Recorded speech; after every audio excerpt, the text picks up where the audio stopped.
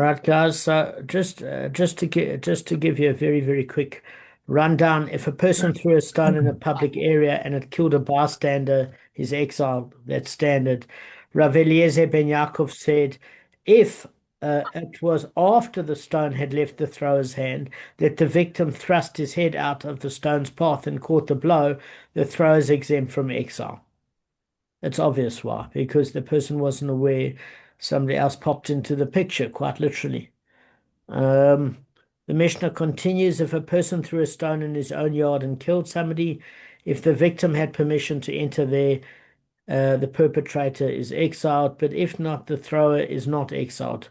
No, as it says, or whoever comes with his fellow man into the forest, that's in Deuteronomy chapter 19, verse 5. And the Torah chose the example of a forest to teach, just as the forest is a place where both the perpetrator and the victim have a right to enter, so to anywhere an inadvertent killing takes place has to be a place where both the perpetrator and the victim have to right to enter in order for there to be a law of exile. In other words, any public area, which excludes a construction site where the right of admission is reserved or somebody's private domicile. So this excludes from the possibility of exile the owner's yard where there's no permission for the victim to enter. Next, Abba Shaul said that the example of a person chopping wood in the forest teaches us something quite unique. What does it teach us? Just as chopping wood is a voluntary act, so to any act causing the death must be a voluntary act in order for the law of exile to occur. In other words, if you're choosing a particular activity, it's very different for an activity to be mandatory. So, in other words, if, for example, you're choosing to do CPR on a road accident victim in America, you could be sued. Even health professionals can be sued, but in that case, they've got special insurance simply because they have an expertise in that uh, area. So any voluntary act means that at a certain point you take a responsibility. And by exclusion, in comparison of that, that has to do with a mitzvah. In other words, if Hashem told you to do a particular act and it proves that you were not negligent in the act, the example, Kevin, we used the other day is if you're rushing to Shachrit, but you're driving like an animal, the mitzvah is to daven Shachrit, not to drive like an animal. And therefore, preparation to a mitzvah is not the mitzvah itself. Okay, so that's where the law is discerning. So the Gemara continues, and in the Mishnah it says this excludes from exile the father who hits his son and inadvertently kills him, and the teacher who chastises his pupil and inadvertently kills him, and an agent of the court who inadvertently kills somebody in the performance of his duty. All of these killed while performing a mitzvah. Just by the way, the Gemara used two examples. It uses an agent that administers lashes after the court has determined how many lashes that individual can take without it affecting their health adversely based on age and physical condition. Also, when they used to subpoena somebody, the sheriff, the court would use corporal punishment in order to ensure that the person arrived at court. So that was all mitzvah intended acts. Just guys, give me half a second. Teacher chastises the pupil. Why doesn't it say the teacher beat the pupil? But chastises means a verbal, like musa, not like. Why does it use the word chastises and not assaulted or beat? Okay, well, firstly, what we went through the other day is that I found this part of the Mishnah and Gemara very difficult because we're living in an era. Even Kevin, when we went to school, our group went to school. Aiden doesn't know. Even Kevin Simpson knows what it's like to get caned at school. I mean, even in Yeah. such a short period of a decade or two, the laws changed. Is that they've deemed that it's not the healthiest way to bring up children. Maybe it's going to get to a happy medium where they say occasionally a certain amount of discipline will make sure that children don't disrespect their elders. And I don't know what that balance is. Unfortunately, many people at school that I got lashes from or caned were in no position to give that caning because they were so emotionally frustrated. When they were in that state of anger, they should never have been administering lashes, never, because they weren't controlled themselves. So it was undisciplined discipline, as the psychiatrist Scott Peck calls it. I don't know. I don't know, but in those days, you were dealing with a very, very different time period. And the Gemara is going to go through, well, what if you have a good child? Why does he need to be smacked? Maybe he's following the rules. Why, it's one thing if the child's unruly. So it's going to go through all of these examples. So I think before we hit those topics, because it's going to be backwards and forwards in the stuff, because there's many that agree with you. But it seemed to be an educational tool, and in the almost the process of chinuch that a parent and a teacher had, it was a responsibility to use corporal punishment as a means of convincing. So it's a difficult to understand, Kev. I also have a problem with it. So let's just fly through the Gemara quickly. We don't have long. And what we said the other day is, look, the Gemara quoted this ruling that the first thing that it did is set up in the Mishnah that if you throw a stone in the public domain, you're liable. And Rabbi Cohen, I remember him saying in the shir, it's the same thing in the road. If you throw a stone in the middle of the road in the cars, you're absolutely liable. It's gross negligence because it's very high probability that it's going to hit somebody. So the Gemara said, in that particular case, why would you think that the person could be exiled? Because it's so bordering on deliberate and grossly negligent that that person should be, in fact, what do you call it? Not susceptible to exile because they don't deserve protection from the victim's relatives, nor they deserve the kapora aspect. So the Gemara is arguing with the Mishnah and say, how can you say that throwing a stone in the public domain allows for exile? It's grossly negligent. It's almost bordering on deliberate, especially if somebody's killed. So the Gemara answers, look, according to Rav Shmuel Bar Yitzhak, it's speaking about a person that's dismantling their wall adjacent to the public domain, and a stone fell, a boulder fell, and killed somebody. And the Gemara says, okay, so let's just say it wasn't this vindictive throwing of a stone. It's still grossly negligent, and therefore you shouldn't even be able to get protection from the Goel Adam or any sort of kapora. So how can you dismantle your wall if it's adjacent to the public domain? And then the Gemara says, look, since he should have checked if anyone was there, how could you not say it's not grossly negligent? And how could he not get the benefit of exile? So the Gemara says, look, it's speaking about a case of a person that dismantles his wall at night. And therefore, you don't expect people to be near your wall at night because it's not as if it has the same amount of traffic of people as during the day. In a suburban area, very few people walk in the evening.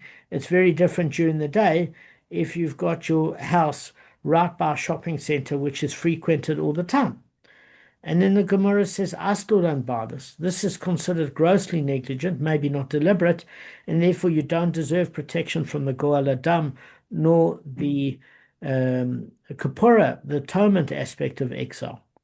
So the Gemara says, listen, you've got to look at the wording in the Gemara. I'm not going to bore you with the wording because Gavin Stoller made a good point yesterday.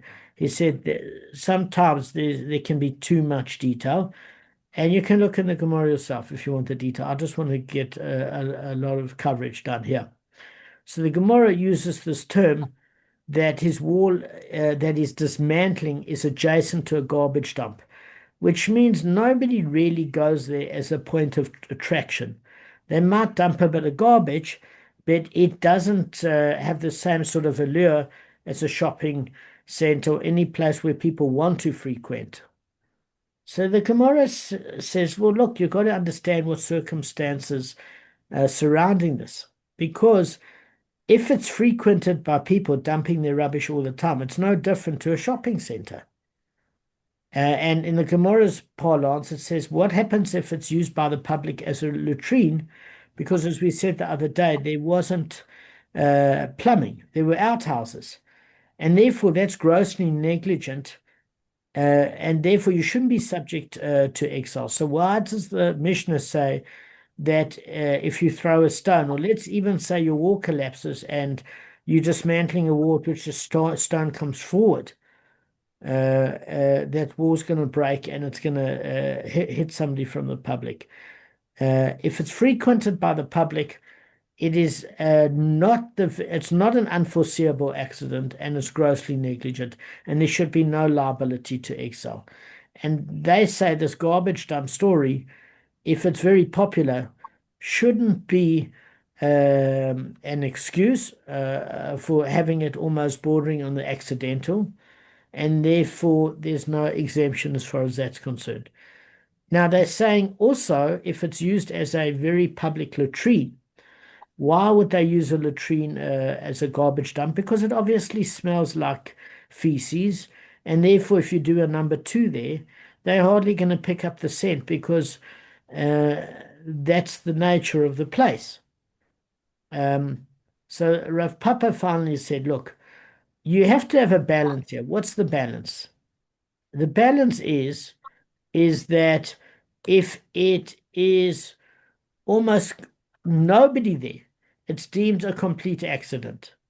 And therefore, you it's not subject to exile anyway, because it's bordering on accidental.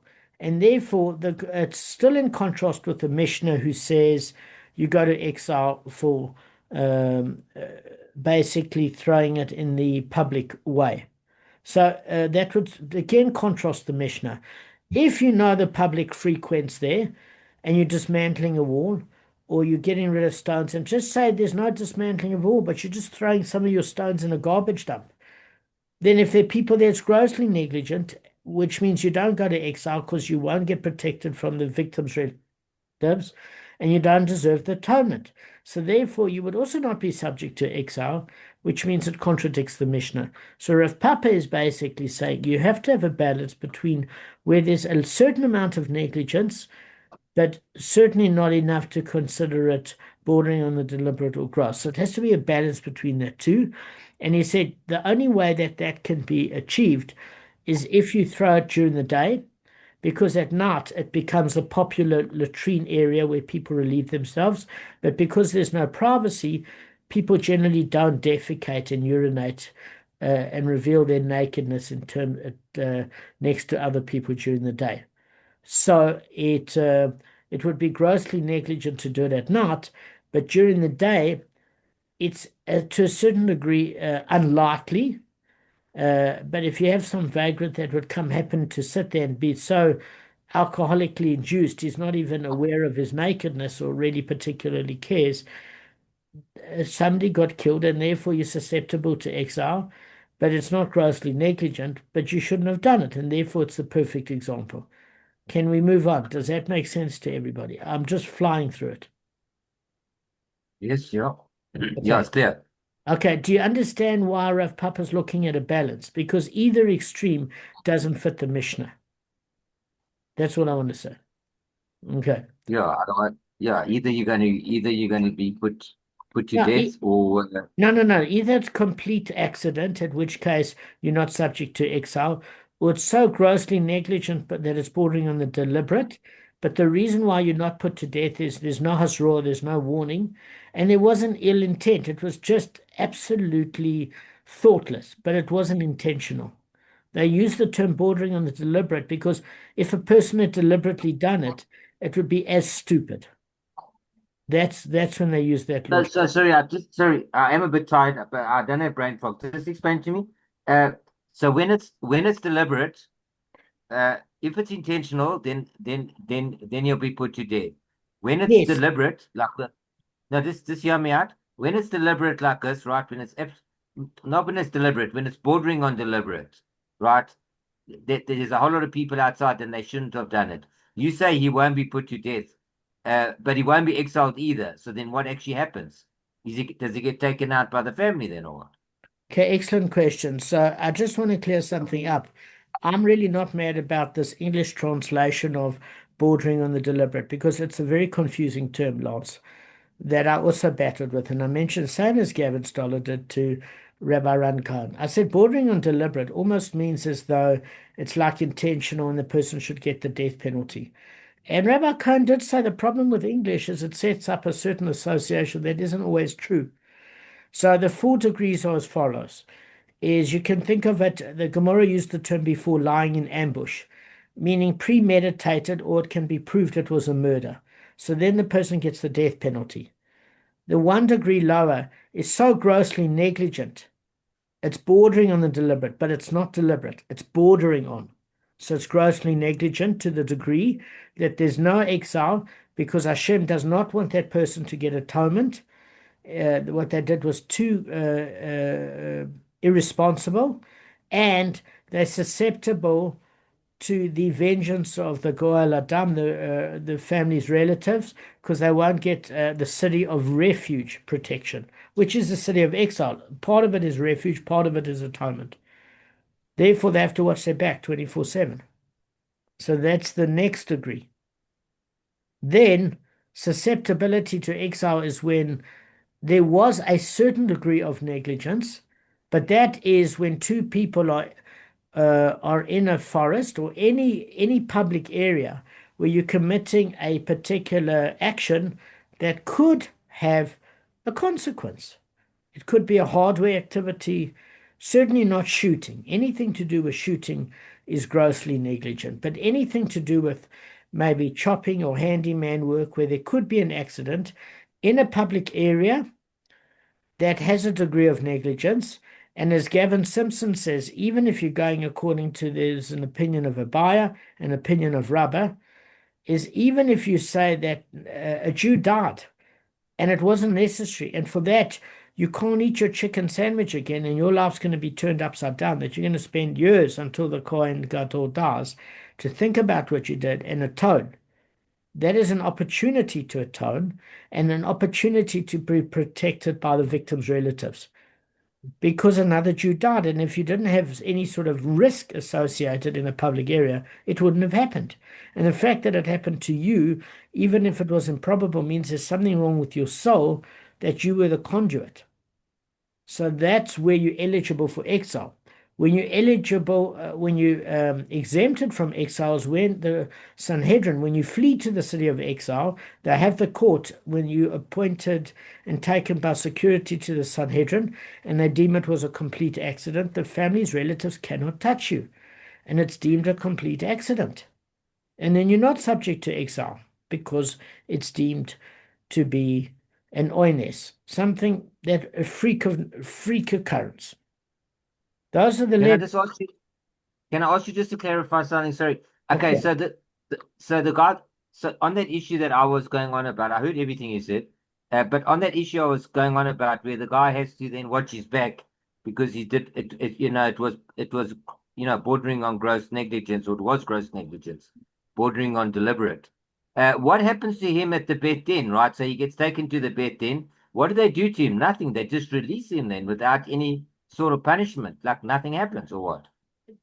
As far as I know, that they say he cannot get the opportunity to live with the Levium in the city of refuge, and he doesn't get that protection, and he doesn't get that atonement, and they release him. On certain grounds, they don't release a person like that. I think one of the few grounds is not in a case of this, but in a case where they know that somebody deliberately killed, but they knew how to get off on a technicality, and they form a danger to the public, but they don't get the death penalty, then they get an indirect death penalty with the Barley. Bali treatment. Yeah, because the person is a danger to society, or they want to set a precedent, Gavin. Remember, I shared that on the Hilchas Rambam. Those are the two exceptions. Cool, thanks. Yeah, now that cleared it up. Thank you. So, just one thing. Yeah, listen, it's 5 past, Gavin. Kevin's getting picked up in 5 minutes. Lance, did you At also 10 have past, any yeah, yeah. questions? This is just Did So, this help at all so clear up Damon, anything for you guys? A little bit, something. It's God willing. completely thank you. clear So to it's me. just I was so the bad on sorry. Thursday. I was spinning off the roof. I could hardly hear you. So it's absolutely crystal clear for me. So it helped me a hell of a lot. Thank you.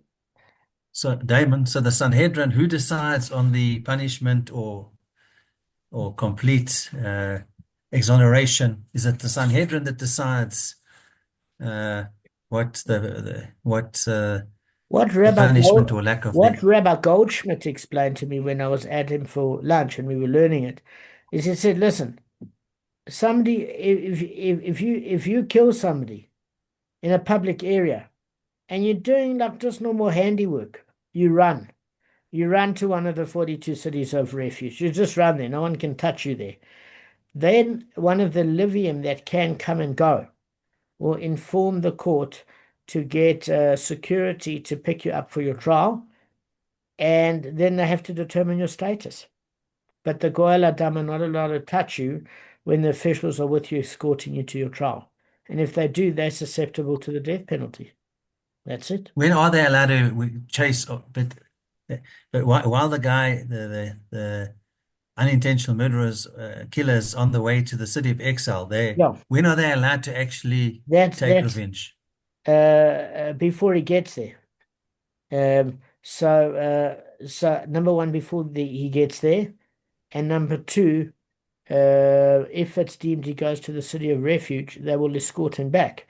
But his two dangers are when he gets there and if he steps foot out of it during his tenure in the city of refuge.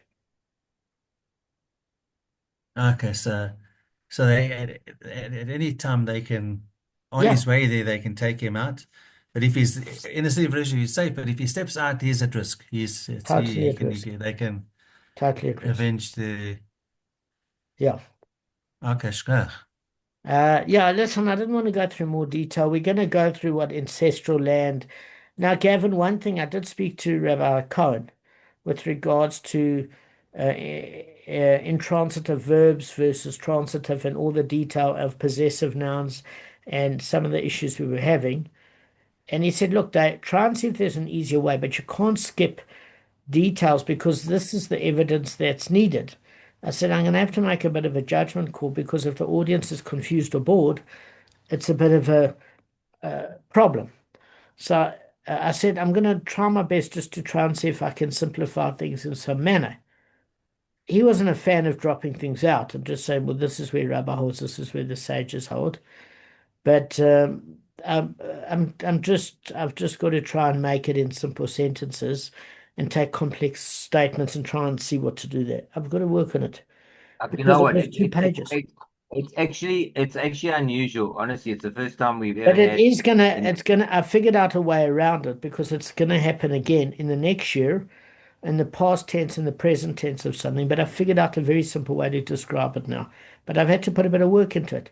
But let me do the work and let you guys cruise because that's the whole point of the show. Oh, thank you. Well, we Right. don't cruise. We just want to be able to have it at a level that we can we have a good chance of remembering it. All right. If it's information overload, the chances of us remembering it are going to be very slim. Lance, Like today listen, was very simple. I'm sorry, you're right to be mucking with time. We just we didn't have our keys on us and we were both all exhausted. I thought this was just going to be a quick summary share. I knew Aidan wasn't going to be here and Gavin Simpson. Kevin had to go early, but I really appreciate, Lance, that you come. Yeah, it's 20, almost 30, half an I hour. do appreciate it, and I Half an hour to appreciate half an that you hour. muck me. It doesn't Shkach. Thank upset you. me. It pricks my conscience. It's good. It's very good. I appreciate it. Thanks, man. All right, Arth, you too. I Cheers. know you're not a fan of Makkos. You couldn't care one way or the other, but I love seeing you. Arthur actually needs a haircut. His hair's too long, Damon. Yeah, those four grey hairs At that are least tell sticking the out. truth. It's I don't uncanny. hide it, Dad. I don't hide it. It's like, Okay, I've got to go. All right. Cheers. Thanks, guys. Cheers, guys. Thanks. every